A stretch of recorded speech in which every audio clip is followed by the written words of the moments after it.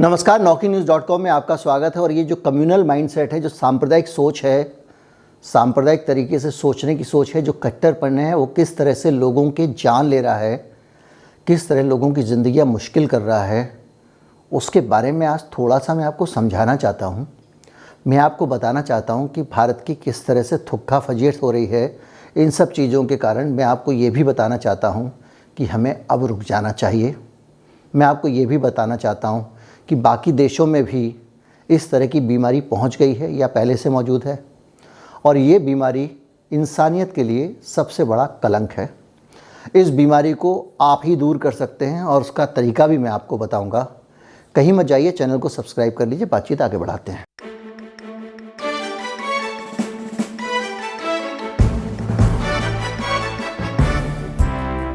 दो दिन पहले ही मध्य प्रदेश की घटना है। एक स्कूल था, उस स्कूल के अंदर फादर बच्चों को पढ़ा रहे थे और अचानक अंदर एग्ज़ाम चल रहा है, बाहर बड़ी संख्या में राम भक्तों की, सैकड़ों लोगों की भीड़ पहुंच जाती है।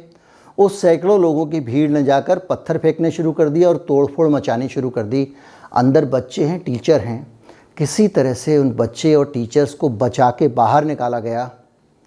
बाद में मामले की जांच हुई तो पता चला कि एक लेटर, एक लिखित डॉक्यूमेंट लोग शेयर कर रहे हैं। उस डॉक्यूमेंट में 8 बच्चों के नाम लिखे हुए हैं और ये कहा गया है कि इन बच्चों का धर्मांतरण करा दिया गया है और इस स्कूल के प्राचार्य ने बच्चों को ईसाई बना दिया है।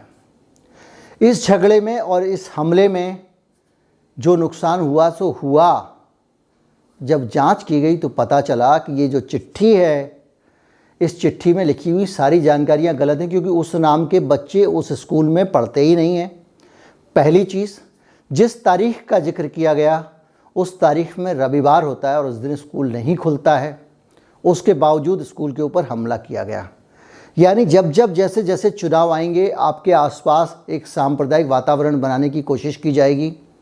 मथुरा में मस्जिद का घेराव करना शुरू कर दिया गया है और लोग कह रहे हैं वहाँ पे हम मंदिर बनाएंगे, उसमें घुसपैठ करेंगे।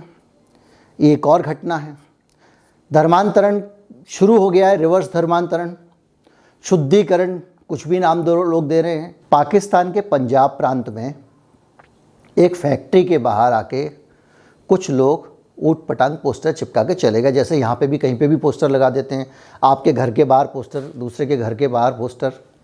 तो जो फैक्ट्री के मैनेजर साहब थे, उनको ये गंदगी और कूड़ा अच्छा नहीं लगा और उन्होंने वो पोस्टर फड़वा के फेंकवा दिए। अब एक कट्टरपंथी पॉलिटिकल पार्टी ने उन पोस्टर्स पे वो जो अरबी लिपि में कुछ लिखा हुआ था, उनको क्या पता क्या लिखा हुआ, उन्होंने उठाया, पोस्टर्स को फाड़ दिया। और उन पोस्टर्स के ऊपर जिन लोगों ने वो पोस्टर्स लगाए थे, कुरान की कुछ आयतें लिख दी थी। अब भाई साहब, कुरान की आयतें दीवारों पर ऐसे चिपकाते घूमोगे, एक तो आपकी गलती है। दूसरा, वो आदमी श्रीलंका का रहने वाला था, उसको उर्दू पढ़ना नहीं आता था, उसने उसको उड़ा दिया। नतीजा ये हुआ कि एक पॉलिटिकल पार्टी के सैकड़ों लोग उसके फैक्ट्री के बाहर पहुंच गए, जमकर तोड़फोड़ की। उस आदमी को इतना पीटा कि उसको मल्टीपल फ्रैक्चर्स हो गए और 87 उसके बाद उसको जला दिया। ये पाकिस्तान के इतिहास की सबसे शर्मनाक और अमानवीय घटना है। इसके बाद वहाँ के रक्षा मंत्री का बयान आता है कि मुसलमान लड़के थे, जोश में आ गए थे, इसलिए गलती कर दी। मामला इसलिए ज़्यादा तूल चढ़ गया क्योंकि पाकिस्तान का जो कानून है वो ईश निंदा को गलत बताता है। ईश निंदा मतलब ऊपर वाले की बुराई करना या धार्मिक भावनाओं को ठेस पहुंचाना। और धार्मिक भावनाएं भी वहाँ पे उन्हीं की हैं जो मेजॉरिटी वाले हैं, क्योंकि वो इस्लामिक राष्ट्र की तरह का एक शेप जिया उल हक साहब ने पाकिस्तान को दे दिया है। जिस पार्टी ने ये शर्मनाक हरकत की, वो पार्टी लगातार सरकारी नीतियों के कारण बढ़ावा पाती रही है। अब मैं आपको कुछ दिन पहले आई एक रिपोर्ट से जोड़ना चाहता हूँ। ये रिपोर्ट बता रही है कि पाकिस्तान में धार्मिक स्वतंत्रता की हालत बहुत ख़राब है।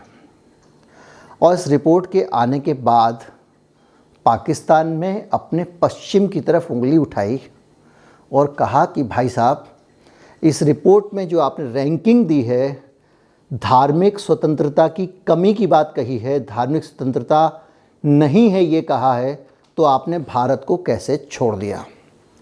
पाकिस्तान जब ये कहता है और जब पाकिस्तान का ये मुंह होता है तो हमको शर्म से डूब जाना चाहिए, क्योंकि हम अपने आप को लोकतांत्रिक और सेकुलर देश कहते हैं। हमारी ज़िंदगी भर से, जब से भारत पैदा हुआ, ये साख है पूरी दुनिया में कि हमने सभी धर्मों को समान रूप से देखा और सभी धर्मों का समान रूप से हमने सम्मान किया। लेकिन पिछले कुछ सालों से भारत की हालत बेहद ख़राब है। मैं आपको गौ हत्या से लेके चलता हूँ। आपको पता है कई जगहों देश भर में गौ सेवकों ने, तथाकथित गौ सेवकों ने पकड़ पकड़ कर गाय ले जा रहे लोगों को पीटा और कई लोगों की उसमें जान गई। कई लोग जिंदा जला दिए गए और कई लोग पीट पीट कर मार दिए गए। ठीक उस फैक्ट्री मैनेजर की तरह जिसको पाकिस्तान में कुरान शरीफ जो है उसकी कुछ आयतें लिखी हुई थी एक पोस्टर पे, अनजाने में उस पोस्टर को फटवाने के लिए मार दिया गया। उसी तरह पहलू कान को अलवर में पीट पीट के मार दिया गया। वो दुधारू गाय, दूध वाली गाय खरीद कर अपने गांव ला रहा था। जिन लोगों को समझ नहीं है उनको बता दूं कि जो मादा पशु होते हैं मांस के लिए उनको नहीं काटा जाता है, उनको काटने से अधिक मांस नहीं मिलता है।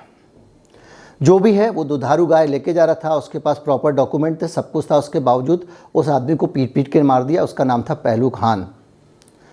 भारतीय जनता पार्टी की वसुंधरा राजे की राजस्थान में सरकार थी। जो जांच हुई उस जांच में जानबूझकर बहुत सारे गवाहों के बयान शामिल नहीं किए गए। उस घटना का वायरल वीडियो है, पीटते हुए लोग आ रहे हैं, मरता हुआ पहलू खान भी आ रहा है और उसको अलवर की कोर्ट ने बरी कर दिया। अब मामला हाई कोर्ट में है।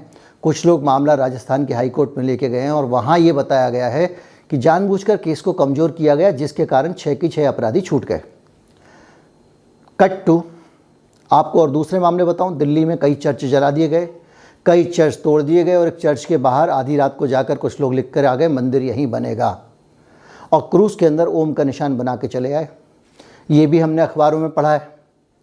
अगर आप धार्मिक स्वतंत्रता के इन 2 उदाहरणों से संतुष्ट नहीं हैं तो मैं आपको एक और उदाहरण देता हूं, लेकिन उससे भी पहले जो आपस में नफ़रत फैलाई जा रही है उसके बारे में भी बताऊंगा। लेकिन मैं आपसे ज़रूर गुजारिश करूंगा कि भारत में धार्मिक स्वतंत्रता जैसे शब्द लिखिए, गूगल करिए, आपको पता चलेगा कि पाकिस्तान को हमारे खिलाफ बोलने का इतना मौका कैसे मिल गया।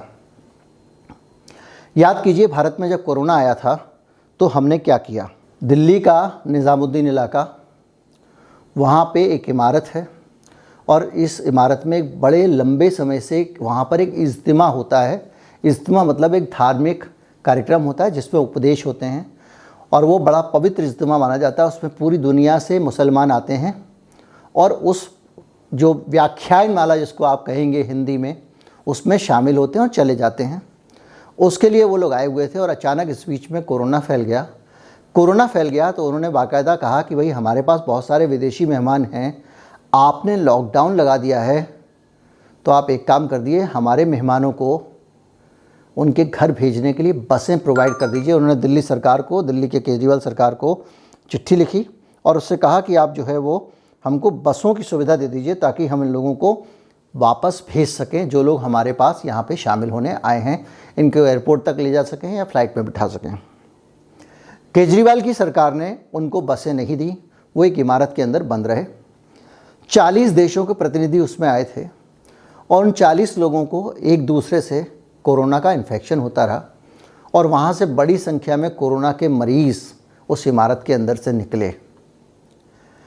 एक तरफ वो खुद शिकार थे और दूसरी तरफ इस देश में कोरोना जिहाद नाम से एक हैशटैग चलाया जा रहा था और तरह तरह की जहर भरी झूठी जानकारियाँ हर तरफ फैल रही थी। सोशल मीडिया पे 25 से ज़्यादा ऐसे वीडियो आए जिसमें जमाती शब्द उनके लिए इस्तेमाल किया गया और वो उन जमातियों के ऊपर ये आरोप लगाया गया कि वो कोरोना जानबूझकर फैला रहे हैं, क्योंकि भारत में कोरोना फैलाने के लिए वो कोरोना जिहाद कर रहे हैं। मैं एंकर्स का नाम लेना चाहूँगा, बड़े बड़े संपादक इस देश के बैठ के अपने चैनलों पे दिन रात यही बकवास करते थे।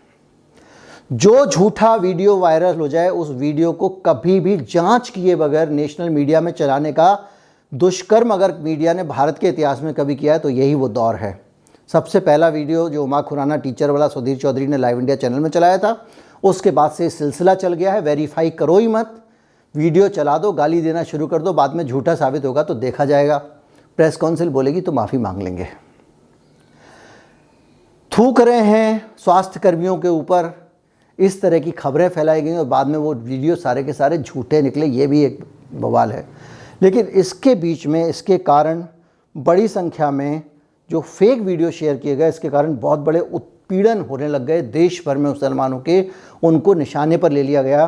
पंजाब के होशियारपुर में गुज्जर मुस्लिम परिवारों के साथ मारपीट की गई, उन्हें गांव से निकाल दिया गया क्योंकि नेशनल मीडिया ने ये फैला दिया था और सोशल मीडिया ने कि जो मुसलमान हैं वो कोरोना फैला रहे हैं, इनसे बच के रहो।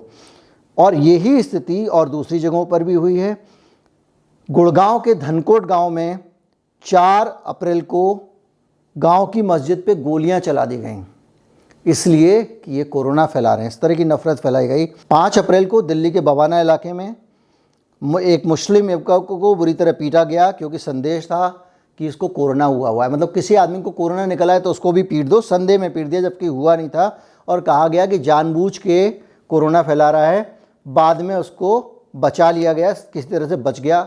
झारखंड में के गुमला में एक अफवाह फैलने के बाद मुस्लिम युवक के साथ मारपीट की गई, युवक को बचा लिया गया, लेकिन उसके बाद मुस्लिम आबादी और 2 समुदायों के बीच में फिर दंगा फैल गया, मारपीट फैल गई। इसी तरह से अलग अलग जगहों पे, बहुत सारी जगहों पे इस तरह की खबरें लगातार आती रहीं। ये 3 महीने का शुरू का जो कोरोना का दौर है, हमने देखा है उस वक़्त बीमारी को आपदा में अवसर बना के देश में सांप्रदायिक विभेद पैदा करने की कोशिश की गई, एक समुदाय के प्रति नफ़रत फैलाने की कोशिश की गई। ये चीज़ें हैं जिनके कारण पाकिस्तान, जिसकी धार्मिक स्वतंत्रता के मामले में कोई हैसियत नहीं है, वो हमारे ऊपर उंगली उठा रहा है। हालांकि ये बात कहने का भी मुझे इसलिए अधिकार नहीं है कि जैसे हमारे यहाँ पर सांप्रदायिकता के खिलाफ मेरे जैसे लोग, सैकड़ों लोग सड़कों पर आते हैं, आवाज़ उठाते हैं, साफ साफ बोलते हैं सांप्रदायिकता नष्ट होनी चाहिए, उसी तरह पाकिस्तान में भी लोग उठा रहे हैं। सियालकोट का ये जो मामला हुआ है श्रीलंका के मैनेजर की हत्या वाला, इसके खिलाफ वहाँ प्रदर्शन हो रहे हैं, लोग टेम्पलेट लेकर खड़े हैं जिन पर लिखा हुआ है आई एम अशेम्ड, हमें शर्म है कि हम उस पाकिस्तान में रहते हैं जिसमें ये सब हो रहा है, ये वो लोग कह रहे हैं। और पाकिस्तान में अभी तक ऐसा कोई बयान नहीं आया कि ये लोग हिंदुस्तान चले जाए। इसी तरह से पाकिस्तान में खैबर पख्तूनख्वा में एक आश्रम था, एक मंदिर था, उसको तोड़ दिया गया था। पाकिस्तान के चीफ जस्टिस ने सुओ मोटो संज्ञान लेके उस मंदिर को दोबारा बनवाया, उस मंदिर में मूर्ति प्राण प्रतिष्ठा कराई और इस बार दिवाली मनाने के लिए उस मंदिर में पाकिस्तान का चीफ जस्टिस गया था। इसलिए भी पाकिस्तान को मैं उस तरह से अगर मैं पूरे गाली दूँ तो मैं गलत करता हूँ। पाकिस्तान में भी अच्छे लोग हैं, लेकिन ये जो कठमुल्लापन है जो हमारे यहाँ पे इस हिंदू बहुसंख्यक समाज ने सीख लिया और जिसे हमारे देश की सरकार शय दे रही है, वो पाकिस्तान को इस बात के लिए मुंह देता है कि आप भारत पे भी क्यों नहीं प्रतिबंध लगा रहे हैं। पाकिस्तान ने जो तर्क दिए हैं वो मैं आपको बता दूं ताकि आपको और समझ में आएगा कि वो कहीं ना कहीं ऐसी बातें कह रहा है जिनको हम गलत नहीं ठहरा सकते। पाकिस्तान के विदेश मंत्री ने कहा कि आपने हमको कह दिया कि धार्मिक स्वतंत्रता के मामले में विशेष चिंता की बात है, जो कि बिल्कुल है। पाकिस्तान में धार्मिक स्वतंत्रता पर मैं मानता हूं कि इस्टेब्लिशमेंट की तरफ से शायद उतना खतरा नहीं है, क्योंकि इस मामले में भी उस मैनेजर को बचाने की कोशिश करने वाले को इमरान खान ने अवार्ड देने की घोषणा की है और सीधे प्रधानमंत्री उस मामले में सक्रियता दिखा रहे हैं। हमारे यहाँ पे बहुत सारी गौ हत्या, दूसरी चीज़ें हुई, कहीं पे वो सक्रियता दिखी नहीं है। तो इसलिए जो है पाकिस्तान के मामले में, लेकिन उसके बावजूद मैं कहूँगा कि पाकिस्तान में चिंताजनक स्थिति अल्पसंख्यकों की है। बहुसंख्यक मूर्खतापूर्ण सांप्रदायिकता और कट्टरवाद वहाँ पर बहुत ज़्यादा है। और भले ही इमरान खान ये जेस्चरिंग करें और वहाँ के चीफ जस्टिस करें, वहाँ के समाज की कड़वी हकीकत ये है कि वहाँ धार्मिक स्वतंत्रता होने के बावजूद अभी उतनी नहीं। मैं मानता हूँ वहाँ दिवाली मनती है, मैं मानता हूँ वहाँ पे दूसरे आयोजन होते हैं, होली भी मनाई जाती है, बड़ी संख्या में लोग मनाते हैं, वो सारी बातें हैं, लेकिन उसके बावजूद मैं उस स्थितियों को उतना अच्छा नहीं मानता हूँ। लेकिन पाकिस्तान ने जो सवाल उठाए हैं वो बड़े गंभीर हैं। आसिम इफ्तिकार ने कहा है कि भारत, मैं बीबीसी को कोट कर रहा हूँ, जहां आरएसएस बीजेपी शासन और उसके धार्मिक स्वतंत्रता की उपेक्षा करते हैं और अल्पसंख्यक समुदाय के लोगों के साथ संस्थागत तरीके से इंस्टीट्यूशनलाइज भेदभाव करते हैं, और वो कहते हैं कि सूची में भारत का नाम ना होना दुर्भाग्यपूर्ण है। उन्होंने कहा कि भारत मुस्लिमों के खिलाफ, मुस्लिम अल्पसंख्यकों के खिलाफ संगठित हिंसा में सरकार की भूमिका साफ साफ दिखाता है, और भारत की ये भूमिका जग जाहिर है, सबको पता चल चुकी है।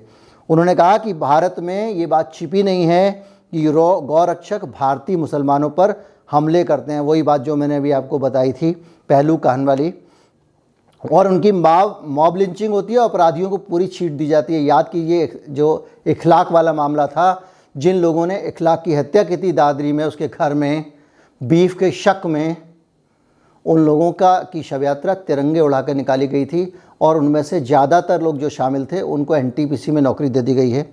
ये सारी खबरें हम पढ़ चुके हैं। धार्मिक स्वतंत्रता के उल्लंघन का आरोप जम्मू कश्मीर में भी लगाया। ये तो पुराना राग है जो पाकिस्तान अलापता रहता है। असीम इफ्तिकार ने भारत पर शुक्रवार की नमाज पर होने वाली आपत्तियों, गुड़गांव में जो आप नमाज रोकने जाते हैं, वहाँ पे जय श्री राम के नारे लगाते हैं, उसके कारण आपके देश की प्रतिष्ठा का जो हाल होता है, कल्पना कर लीजिए।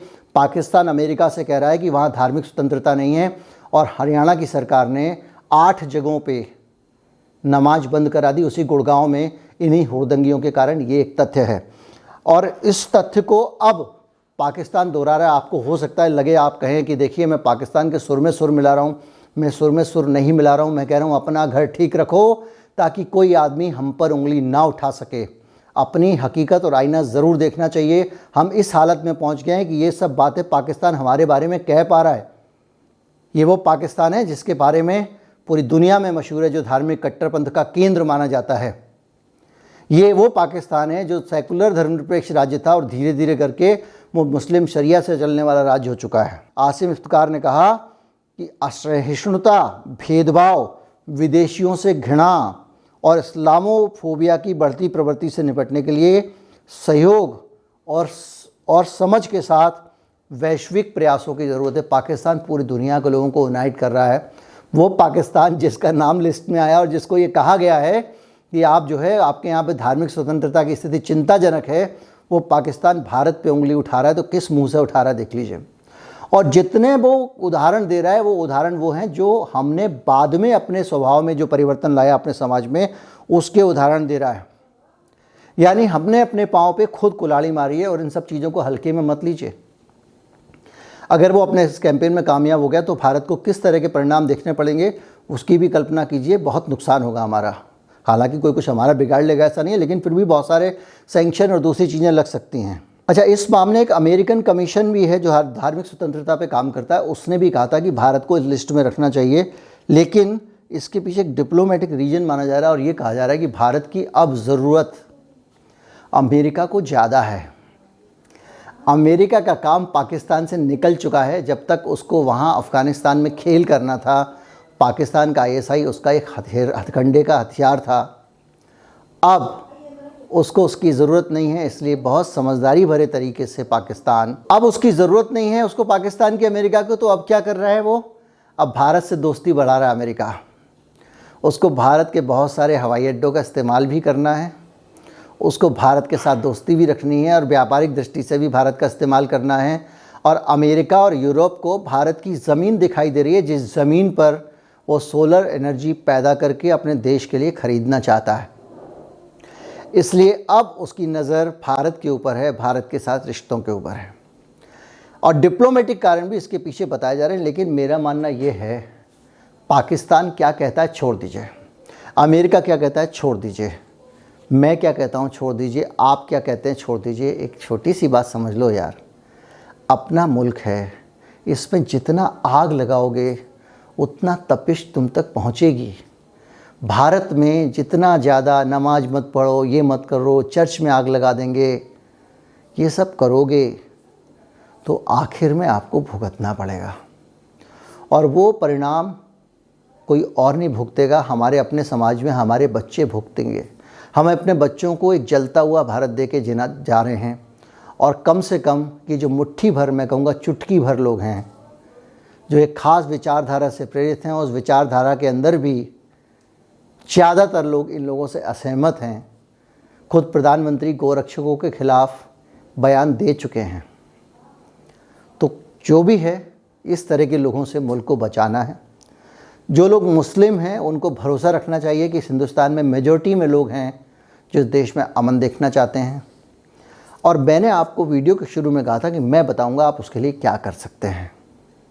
आप उसके लिए एक छोटा सा काम कर सकते हैं। जब भी कोई ऐसा भड़काऊ टाइप का आपके पास में संदेश आए, वीडियो आए, जिसमें आपको साफ साफ दिख रहा हो कि कुछ आग लगाऊ है, उसको आगे बढ़ाने से पहले 1 मिनट रुक जाइए। उस 1 मिनट में आप उस वीडियो की सत्यता की जांच करिए। रिवर्स फ़ोटो सर्च करके उस तस्वीर को जांच लीजिए, कहीं किसी और तरह की जगह की तस्वीर किसी और जगह तो नहीं दिखाई जा रही है। वीडियो को जांच लीजिए, कहीं थाईलैंड की बाढ़ का वीडियो भारत की बारिश में तो नहीं दिखाया जा रहा है। कहीं किसी और देश में कोई मॉक ड्रिल हो रही है जिसमें बहुत सारे लोग घायल पड़े हैं, उसको कोई ये तो नहीं बता रहा है कि कोरोना से लोग मर गए हैं।